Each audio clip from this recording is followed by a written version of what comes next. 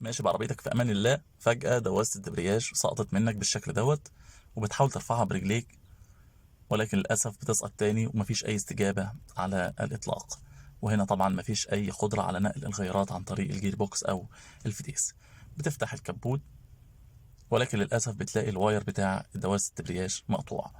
طبعا هنا أنا بصطنع الموقف، علشان هتلاقي ناس تقول لك أنت بتشتغلنا، أنت بتعملنا. لا، أنا هنا بصطنع الموقف عشان أعلمك، ولكن أنت طبعا هتلاقي الدبرياج أو السلك، هتلاقي السلك مقطوع.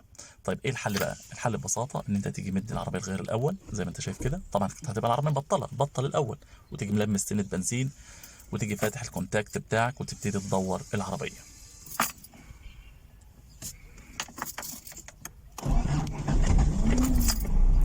هتلاقي العربيه دارت معاك بدون اي مشكله، وتقدر تفضل ماشي على الغير الاول لو المسافه قريبه. خلاص. طيب هل ده افضل حل؟ لا طبعا مش افضل حل. افضل ان انت تنقل للغيارات بتاعه الفتيس زي ما هعلمك دلوقتي. طيب لو انت هتتلخبط او المسافه قريبه، لا افضل ماشي على الاول، ولكن ما ترفعش ار بي ام. ليه بقى؟ لان انت لو رفعت ار بي ام والعربيه قديمه، ممكن العربيه تسخن، لان انت رافع ار بي ام في الموتور، السخونه بتاعته عاليه، وكمان كميه الهواء اللي داخل قليله، نظرا لان انت ماشي على سرعه بطيئه، فممكن العربيه تسخن. فلو هتمشي على الاول، شغل الانتظار اهم حاجه، وحاول تمشي على جنب الطريق، وما تدوسش جامد، يعني امشي واحده واحده كده لحد ما توصل. طيب حبيت بقى تنقل الغيارات، فالموضوع سهل. تفضل ماشي على الاول، هوبا تيجي رافع رجلك سنه مع البنزين، وتيجي من ايه مور العربيه، وتحاول تدي التاني. ما جاش معاك، لمس سنه فرامل، هتيجي واخده معاك التاني. خدت بالك ازاي؟ وتيجي راجع تاني لمين؟ للبنزين زي ما انت شايف كده. تفضل ماشي ماشي ماشي. حبيت بقى تدي الغيار التالت، فهو بنفس الطريقه، يعني مفيش تغيير في الموضوع خالص، بنفس الطريقه.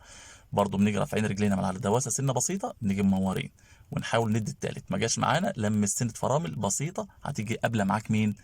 التالت. كده العربيه بتاخد معاك غياراتها بدون اي مشكله وانت ماشي على الطريق. طيب قابلني مطب بقى، اعمل ايه؟ مور العربيه، خد مطبق بالراحه، وحاول ترجع تاني للتاني. طيب ما جاش معاك، مفيش مشكله، دوس فرامل خالص، وقف العربيه بشكل كامل. خدت بالك ازاي؟ و اديها الغير الاول، ودور بنفس الطريقه، يعني بطل العربيه، لما سنة بنزين، افتح كونتاكت، دور زي ما عملنا اول مره.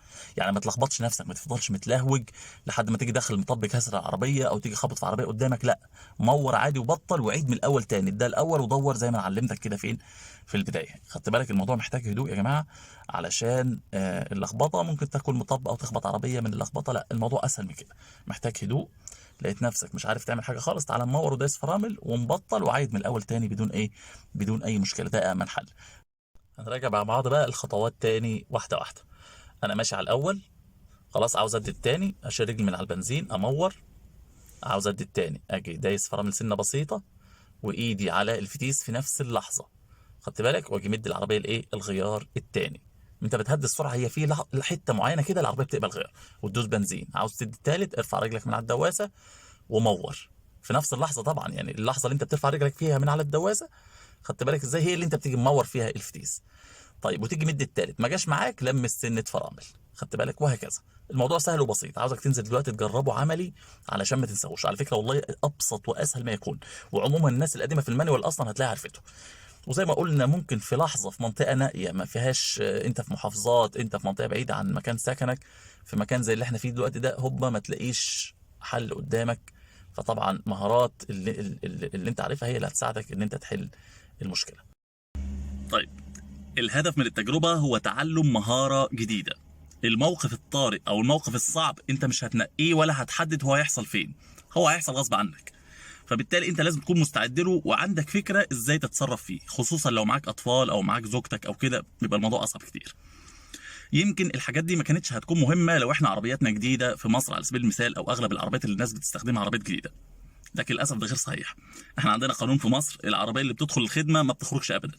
فعندك عربيات موديلات سبعينات وثمانينات وكله شغال، وبناء عليه العربيات دي بتعمل مواقف نص كم كده كتير جدا، وممكن تعمل فيك مقلب في اي لحظه من اللحظات. وبناء عليه لازم تكون مستعد. وطبعا ده وارد يحصل في اي عربيه، ولكن هيقل جدا لو احنا في دوله يعني فيها عربيات حديثه، يمكن ده غالبا مش هيحصل. فبناء على وضعنا ده لازم نكون مستعدين دايما، وعندنا افكار عن المواقف اللي من النوع ده ازاي نتصرف فيها. ان شاء الله هنواصل السلسله دي، وهنواصل تقديم حاجات زي كده لحد باذن الله ما نكون مستعدين دايما لكل المواقف دي. اتمنى تكون التجربه مفيده، واشوفكم ان شاء الله الفيديو الجاي باذن الله، وجمعه مباركه عليكم. السلام عليكم.